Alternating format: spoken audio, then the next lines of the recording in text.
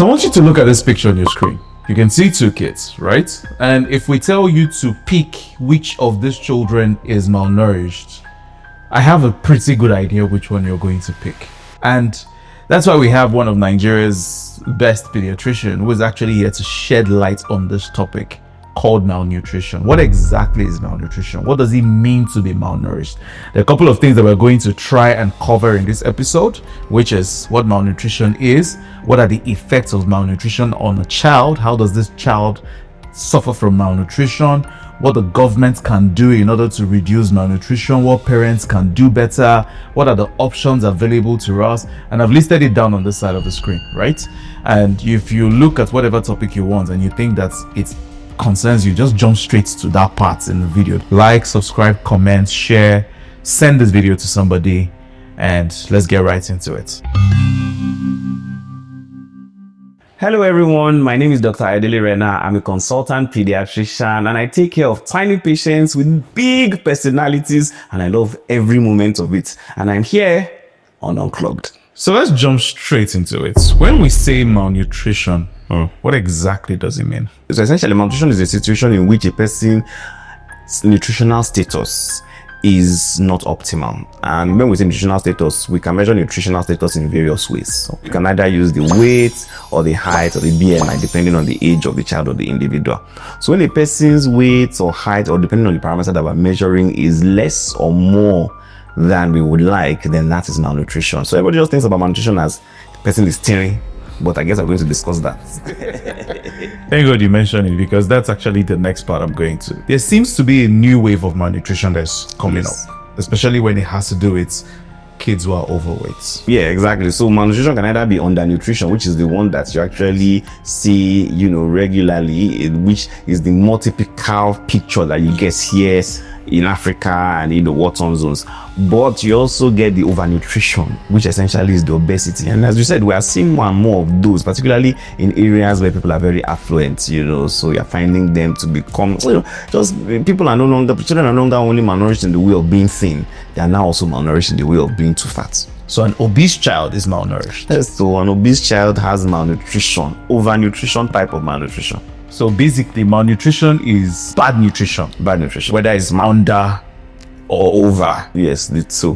Why do you think some of our parents are now trying to make their kids fat? The people that are making or that are eager to make their children as fat as possible, I think it's a mixture of cultural ideas whereby they feel like if a child is not fat, then you're not really doing the best for that child. Are you really feeding this child?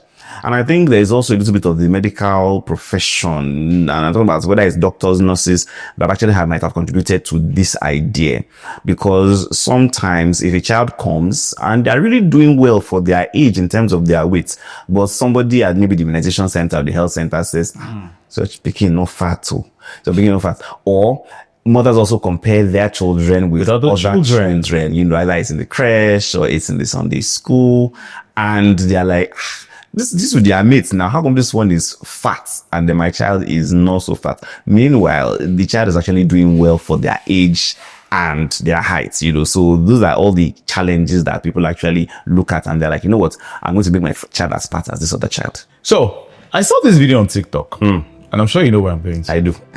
And that video filled me with so much rage. But at the same time, it also got me to understand that, because we keep looking at these parents and there is the tendency to judge them. Yes. But what we do not realize is that deep down, every parent cares for their kids. Yeah.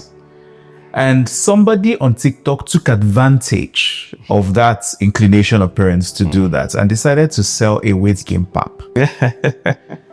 And they were posting testimonials of other children who had used this weight gain pap for kids. Yes. And there was one kid I saw that had so much rolls on their body that it was obvious that this child, if continued like that, would actually fall into certain troubles. What are the pitfalls of a child being overnourished? Oh, so I also saw the post and I issued a response actually to that post, and unfortunately it just does so much discredit to a lot of people who are actually selling products that are supposed to be nourishing to children. It's very possible that even the vendor that actually advertised that thing, has, perfectly fine products in her pap or whatever. But the idea that she went to go and get an obese child and presented that as a direct result of her pap was a little bit disingenuous, in the sense that when I saw that child, the first thing that came to my head was that I think this child should get some kind of endocrinological evaluation. What does that mean? That means that there are certain hormones that actually help us to gain weight, including things like growth hormone and even insulin. And sometimes when these hormones are excessive in quantity, depending on which hormone it is, a child or an individual can gain excessive amounts of weight. Okay. And so for me, I looked at that and I was like, what could they possibly be feeding this child that made this child gain this much weight? But that really is an aside. Let's assume, for the sake of arguments, that really it was actually food that was making that child to actually become that fat. It just begs the question, what exactly are you feeding this child? How many baby elephants are you people killing in your parlor every week? Because that was simply too much weight. Now to the question, what are the drawbacks, or what are some of the pitfalls that actually can happen as a result of that kind of weight? So number one, even in infancy, that is the children below 1 year of age, they can develop what we call insulin resistance. And with insulin resistance, this just means that the body doesn't respond to insulin anymore. What insulin does is that when we eat, that hormone increases in our bloodstream to help our body to utilize the sugar that we have eaten. So if a person develops insulin resistance, the insulin is being produced, but the body does not use to hear word to the insulin again. And so that sugar just continues to circulate in our blood. And what that does is that it can affect our eyes, it can affect our kidneys. All that excess sugar can cause damage to all those organs. Meaning that for those children that are very fat, that are obese, before they actually get to a 10, they've developed insulin resistance and even type 2 diabetes. So you're saying that children who are overnourished and malnourished or fat, yes, can develop type 2 diabetes. It used to be something that we used to see only, the older elderly people. Yeah. Now, actually, because here we're still dealing with a lot of undernutrition, but if you actually go to the West, where overnutrition tends to be a bigger problem, there are more and more children developing type 2 diabetes before they turn 30. Sometimes you can even find them in their teenage years developing type 2 diabetes. I mean, I saw one parent, that brought the child. So this was during residency.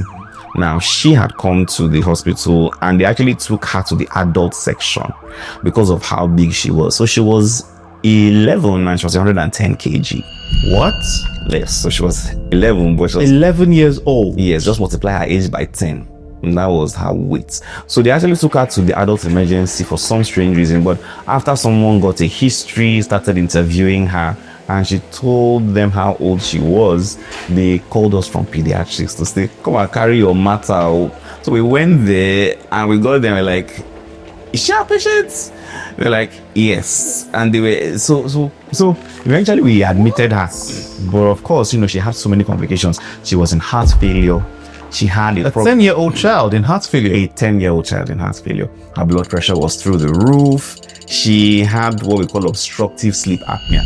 So if a person is actually really, really obese, there tends to be difficulty with breathing when they are asleep because their tongue tends to fall back and obstruct their airway, and so they don't actually get very good quality sleep. So she was sleeping throughout the day, and of course she could barely walk because she had knee pains from all the weight her joints 110 kg had to be dealing with. So it was a very intense. Of course, we had to deal with the emergency issues first. So I'm not just plucking these things out of the sky. These are things that we do see happen.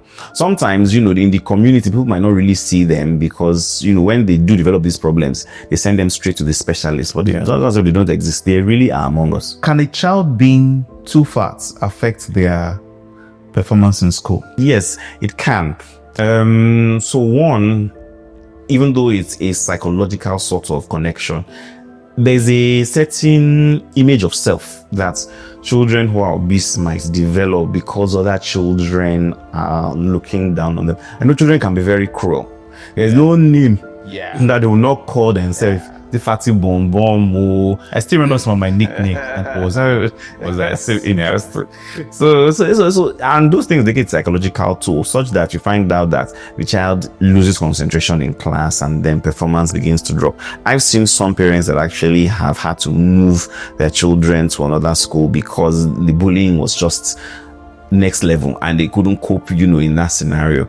And that being said, when children have what we call that sleep obstructive as apnea, there was that situation where they're sleeping at night, they can't sleep because they're having difficulty with breathing, and they wake up repeatedly during the night. Sleep quality is so poor that during the day they're literally sleeping in class, and so they're not learning very much. And by the time they get home from school, they are also too sleepy to do their homework. On the other hand, there's also the subject of physical activity.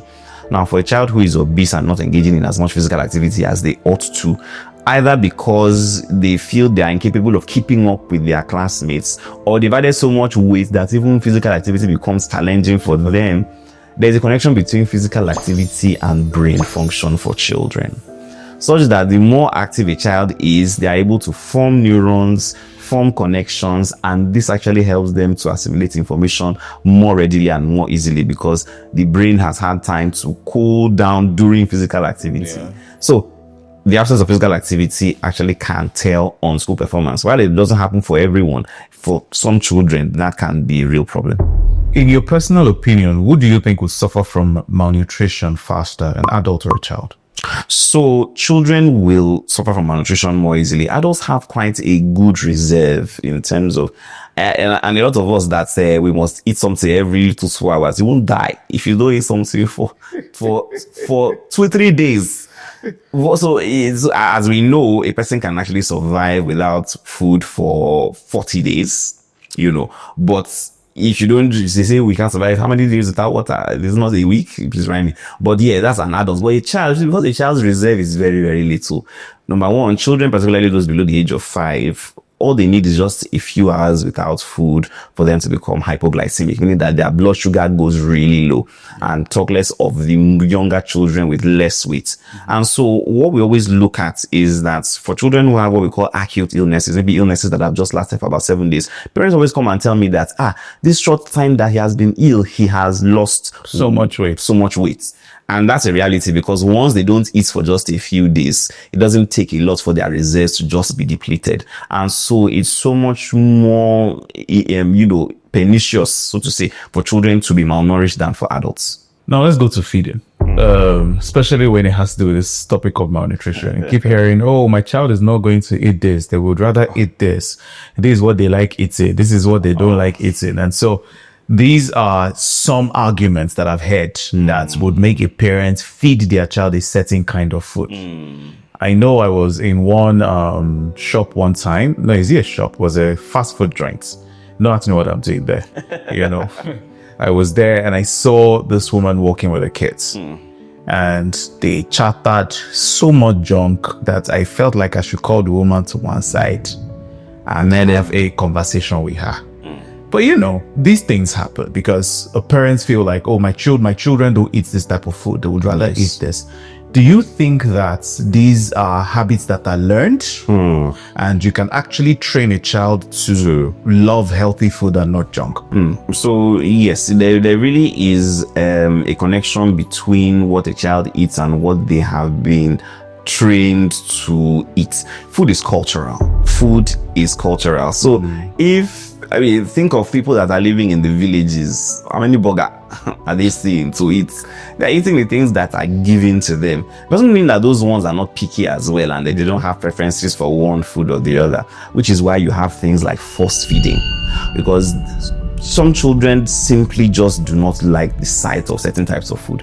So, for example, the idea that pap is a very important staple when it comes to transitioning babies from breast milk or milk only to semi-solids. But not every baby likes pap, and you should give people that grace of the fact that you will sometimes not like what you hate, So when you try to introduce this pap and the baby is refusing, I know you've talked about this on your page and mine as well, they will first of all turn the baby's head upside down, put the baby in a headlock, turn the baby as upside down as they can manage, and then they will hold the baby's nose And then when the baby now gasps for air, they will just shove the pap inside. And of course, as the baby is opening the mouth to gasp for air and the pap is getting inside, the pap is entering into the lungs, it's entering into the intestine, it's entering into the place it's not supposed to enter. So children will have food preferences. So, but what food is available is what they will end up eating. And after all, they're not going to take their own money to go to the fast food joint. They are the one taking them there. I'm not going to shame anybody and say that, oh, you absolutely cannot do fast food. I think at the end of the day, children should be exposed to all food groups.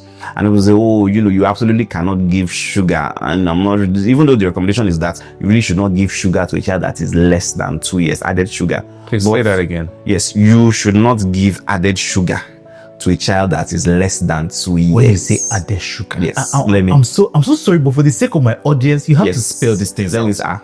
I will spell it ADDEDSUGAR.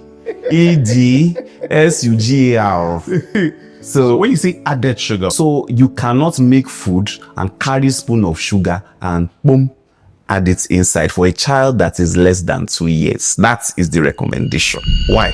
Okay, so here are the reasons. Number one, their teeth that have not come out are going to experience things like decay, caries, gum disease, even before their career has started. See, the teeth have not come out like that. So basically, because by the time they now come out, that they're already looking for the sugar and it's already beginning to decay. So on the count of dental health and oral health, you want to avoid added sugars. Two is that if you begin to put added sugars into their food before they turn to, it actually sort of like sets their preference for things that are sweeter. Yeah. And so when you now bring things that are bland, that are, I know you always do all these challenges of no soda, if you stay off soda for a month, 2 months, and you now actually go back to drink it, it feels a bit weird. You're like, this thing, I didn't think this thing was really that sweet. All that time. You realize how sweet it is, and then suddenly you realize that fruits are actually quite sweet. I agree.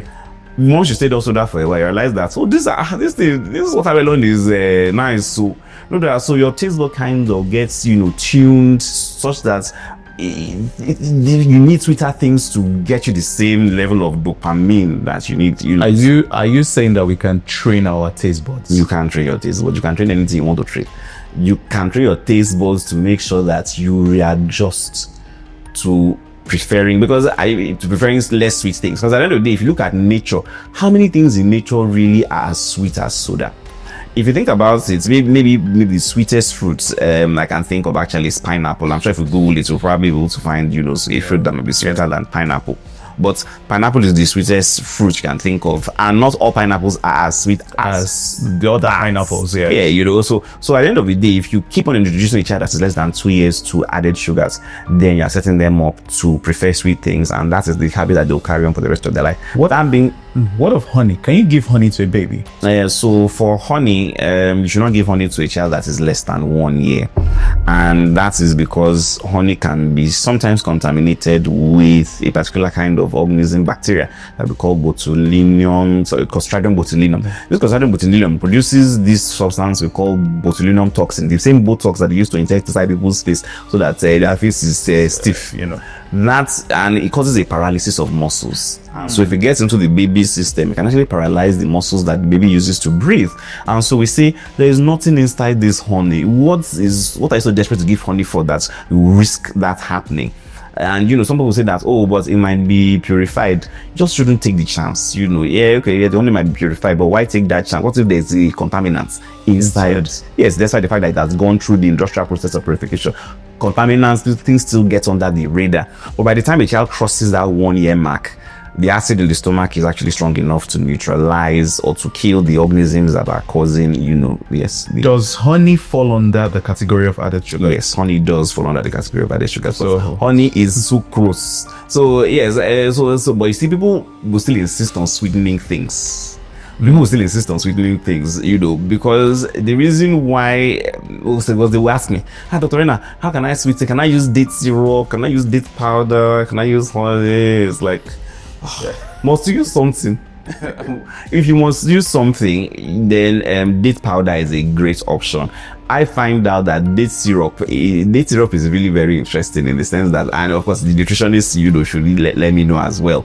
It's so concentrated, it's so dehydrated of all sugar, that the sugar concentration of this syrup is so high. It's really high. So I would recommend this syrup, given that it's actually really high in concentration in terms of sugar. But after 1 year, honey or dates powder actually is not a bad alternative. But table sugar, sucrose, putting into the food less than 2 years, no, they're setting them up for obesity later in life. Some people say obesity runs in your family. Is there any credence to this? Yes, there is actually. So there is some idea, because everything again is the interaction between genetics and environment. Yeah. So certain families will have a tendency to actually be obese, because the same way in which we calculate what we call mid-parental height. So we can actually predict a child's average height later in their life by adding or subtracting the parent's height and dividing by. We do the calculation. You could just know. Yeah, you just I'm not sure you say you go past 5'4". So we're able to calculate, the child's height because there's a genetic component to heights and to body indexes and to actually proportions. So if a parent is obese, there is every likelihood that a child might be obese. Some of the questions that we ask for mothers that give birth to babies that are large is the father large? Have you had a large baby before? So there is a clear genetic predisposition, but the fact that a person has a genetic predisposition to obesity does not mean that they will necessarily be obese or that they should get obese. It's really all about the environmental exposures and modifying those ones. There's a parent who is watching this, right? And they are confused. Right. We've heard, don't do this, don't do that. Don't do this, don't do that. They can even come to my page now shouting, Aproko Doctor has cancelled everything. How is, besides, I am so glad it's you that cancelled it. It's not from my mouth that it came out. So we're going to use your words. And you'll give added sugar to a child who is less than 2 years. Are there any of our foods that there are some foods that when you search online, because I know some of these parents go online and then they search, what are some of the healthy foods I can give my baby? And then you go online and then you're seeing very fancy meals, yes, very fancy food. You're seeing cauliflower, you're seeing broccoli, What are some of our Nigerian foods or African foods or foods of African origin that you think are ignored when it comes to ensuring that a baby or a child, especially a growing child, gets what they need from food?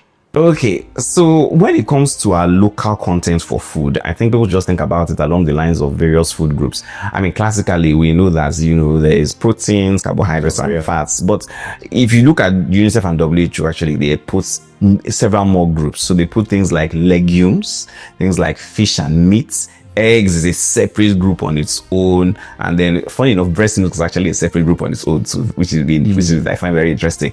And then we've got tubers and cereals. And so if you think about it, we've got all those things. Is it beans? Is it for tubers? Potatoes, sweet potatoes, yams, and then we're talking about fish of all kinds. We're talking about beef, whatever. So we haven't got any shortage of local content of food that can actually give optimal nutrition to children. Talking about breast milk that you mentioned, which is actually very interesting. Is it okay to give your child only breast milk for the first 6 months of their life? Is absolutely essential. As a matter of fact, this is the best thing that a mother can actually do for a child, to give the child only breast milk from the time they are born till they are 6 months, without water, without agbo. Which camera am I looking at to tell? Without agbo, so because these are the things that was one of the reasons why I actually started creating content, was the idea that a mother had asked me, I'm very educated, she had asked me that, Dr. Renner, if I'm giving breast milk and I want to do it exclusively, maybe I can still give water.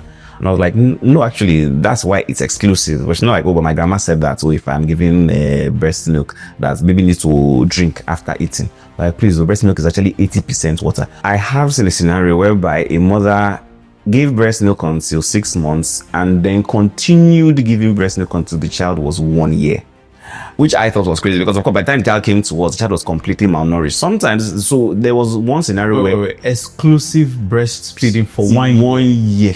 she gave only breast milk. At 6 months, she not even bother trying to introduce semi-solid. She just continued with the breast milk until the child was 1 year. It was stranger than fiction, but that's the reality. She came doing that. I've seen some that yes, the child was really uninterested in accepting any other thing. Just breast milk. Yes, just breast milk. So the child turned 6 months. They tried to introduce other things. They tried pap. They tried this. They tried that. Child was not was refusing absolutely everything, and so they just continued with the breast milk. I've seen some that at 6 months they introduce sachet milk. You know this, the convenient packs. I'm not going to name names, but a lot of that sachet milk, not a lot, some brands, and this is also to the parents. Some of those milk that you need to look at, you need to be sure it's not creamer. Creamer, yes. You need to be sure it's not a creamer. Because some people brand creamers as milk, and so parents give it to their kids, thinking that they're getting milk, but no, they are not. And you see, the problem with that actually is the idea that milk contains protein, milk contains fats, and fats are absolutely essential for growing brains. So you know that a child in the first 2 years of life will actually achieve 80% of the size of their brain that they will have for the rest of their adult life. Meaning that a child by the time they are 2 years of age would have achieved 80% of the size of brain that they will have when they are adults. So meaning that if by 2 years of age the child has managed to achieve maybe only 50% of the brain size that they are supposed to have as adults, catch up is almost impossible. So 2 years, by 2 years, 60% of your brain assets is ready to go. So if you miss it, if you are caught sleeping, if you lose guard, by 2 years. So that first 2 years, the amount of nutrition the child gets in that first 2 years is very important. It's so critical. And I think a lot of parents in Nigeria here focus on quantity and not quality. So they're like, he's not eating plenty, he's not eating plenty. The cocoa, if he's not eating that much, is for you to make sure that the 3-4 spoons that he gets is filled with as much nutrition as possible. So we're talking, offer fruits and vegetables, as much protein as possible, offer healthy fats. And that is what we're talking about, quality, not quantity. Because a lot of people just obsess about, he's not clearing his plates. How many 2-year-olds do you see that are clearing their plates? They are more interested in cocomelon. So basically, we've gotten quite a lot. And I think that this conversation is just the beginning. It doesn't finish. If we stay here, we will not leave this place. And I'm sure that you're watching this. If you're watching this and you've not forgotten to subscribe, please do that. Like, remember, if you want to listen to this in audio version, just go to Spotify, Audible, Apple Music, and you'll find us on podcast. Now let's talk about the governance. Nigeria loses 2,400 children every single day to malnutrition. That's over 1 million before they reach the age of 5. How did things get this bad? And how do you think we can rectify this problem? Man, last year, I haven't just checked the most recent statistics. Last year, Nigeria was declared the stunting capital of the world, meaning that in no other country did you find children who were shorter for their height, or shorter in terms of their height or their age. Yes, in terms of height for their age than in Nigeria.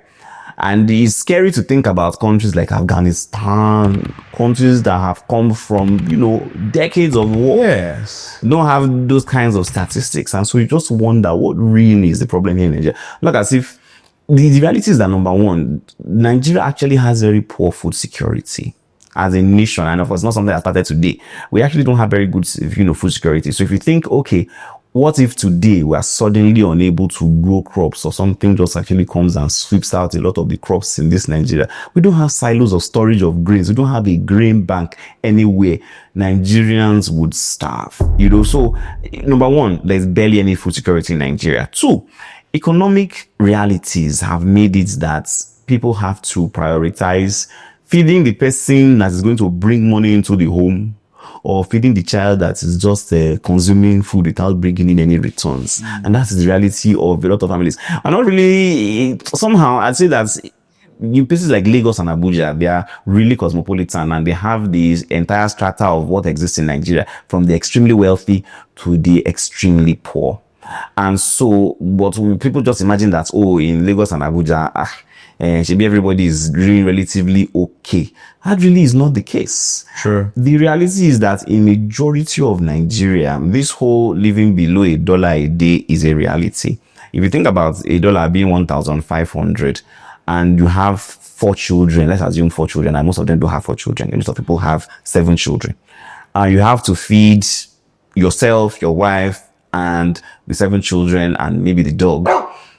How do you end up doing that with less than $1 a day? So poverty is really, really telling on the idea behind malnutrition. If we look at the overnutrition side of things, I think as people become more affluent, it becomes a sign of wealth and a sign of being well-to-do to be able to have children that weigh about half the weight of the car you are driving them around in.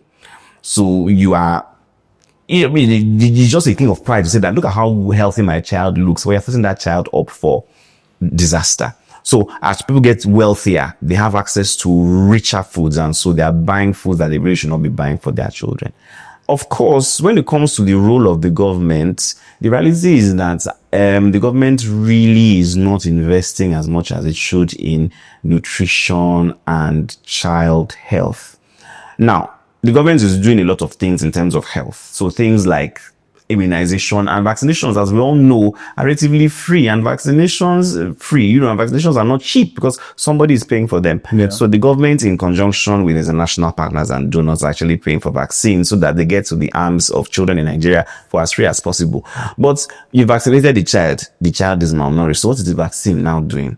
So we need to begin to put things like nutrition on the same pedestal as vaccinations, because if a child has been vaccinated for a vaccine preventable disease but is malnourished, if they get that vaccine preventable disease, that vaccination is not going to help them, because the immune system, which relies on adequate nutrition, is simply not going to be able to protect the child from that disease that you think you have vaccinated them against. So things like this, 1 egg a day, feed the child 1 meal a day for school children, which can also be an incentive for people to actually send their children to school, to know that at least for today, child has gotten at least one chop for school, So that too, which is something that successive governments have proposed, but unfortunately has really never been implemented in the way we need to implement. And sometimes even the quality of the food that is being fed to them is rather questionable. Yeah. So if you think about it and you present things in economic terms to the government to say that a stunted child is likely to have micronutrient deficiencies, meaning that they don't have all those tiny, tiny nutrients like iron, like iodine, which are necessary for brain function, he's not going to do well in school. Not doing well in school means that you're unlikely to get a job that pays you well enough. You're going to earn less. If you earn less, you are likely to continue that cycle of poverty by also not sending those children that will be born to stunted children to school. And so the cycle of poverty just continues. And if you think of how much money is lost in terms of GDP by a country whose children are malnourished and give birth to malnourished children, then I think the government will actually begin to take nutrition for children a bit more seriously. That being said, again, I think that the community cannot be exonerated as well. I think we also do need to, as a community, and of course, thank you for doing this, begin to have conversations about what we are feeding our children and what constitutes optimal nutrition, and collaborating with other people, because it's not just about doctors, it's about nurses, nutritionists, other healthcare practitioners who are in charge of taking care of children. Wow. Yes. This has been a very enlightening conversation, and I must say thank you for adding your voice to it. Malnutrition is a very, very broad topic and cannot be contained in one conversation just as this. But I must say that we need people like you who are very passionate about this topic, and especially you who deal with a lot of children. I don't know how you do it, but we do it every day. It's crazy, but we do it. I don't know how you do it, but thank you so much. Thank you very much, and also for having me on, for joining us. Ladies and gentlemen, this is Unclog with Aproko Doctor, and this is just the beginning of this conversation. We're going to have different other aspects of malnutrition, but I'm sure that from this particular episode, you've learned that a child can actually eat and still be malnourished. Yeah, I say malnourished. Oh, no, it was there. I heard it. It was clear. It was silence. It was silence. It was silence. Okay. And I'm sure that from this conversation, you've actually learned that a child can be eaten and still be malnourished. That malnourished does not mean only undernutrition, but also can be overnutrition. And we have Dr. Renner here, who was able to break this down for us in ways that we can understand. I'm sure you have other questions. Please put them in the comment section so that he can get to them. But before we leave, please, where can they find you? Hey, Because these questions they are going to ask us, I'm going to forward. So where can they find you so that they can just be asking you those questions by themselves, either in person or, online as really as on the line. Yes. So you can actually find me at the Noisy Niger Pediatrician on Instagram and Noisy Dr. Renner on Twitter. On YouTube, I'm the Noisy Niger Pediatrician. So once you just search the Noisy Niger Pediatrician on Instagram, you'll find me, and I'll be happy to take your questions there. Don't worry, we'll put the links in this video under the description. So just go click description and there you see it. But before that description, there's a place they wrote subscribe. I wonder why you've been ignoring it since. The more you click the subscribe, the more we can get important and wonderful people like Dr. Renner to be able to grace this show so that we can get as many questions of yours answered as possible. So like, comment. If there's somebody you think needs to see this video, please send it to them. You know that your neighbor that you don't really want to talk to because you feel that it's not your business, it's very fine. Just put it in the compound WhatsApp group. Just place the link of the video, put it there. Once you click share, you see it. Just put it there so that they get to see it. And I'll see you in the next episode of Unclog. It's been a wonderful time with you.